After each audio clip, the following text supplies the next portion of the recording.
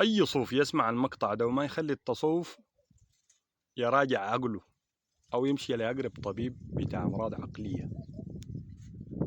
أيهما أفضل يا صوفي، التصوف أم الإسلام؟ لو قلت أفضل التصوف يا صوفي وده كلام عام تكون كفرت بالله عز وجل، لأنه ما ممكن تفضل حاجة على الإسلام، طريق مخترع من شيخ من الشيوخ بتاع الطرق الصوفية تفضلوا على الإسلام الذي جاء به النبي صلى الله عليه وسلم.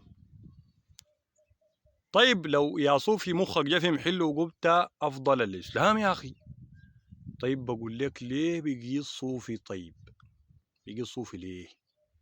ما ربنا سبحانه وتعالى قال وأن هذا صراطي مستقيما فاتبعوه ولا تتبعوا السبل، يعني الطرق، وانت حس على طريقة صوفية.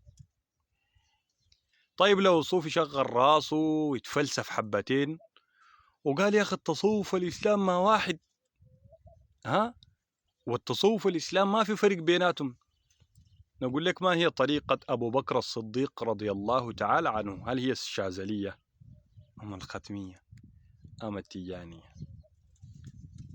ده ما طب المناسبة يا صوفي، ما عندك غير تسكت ولا تضع لايك.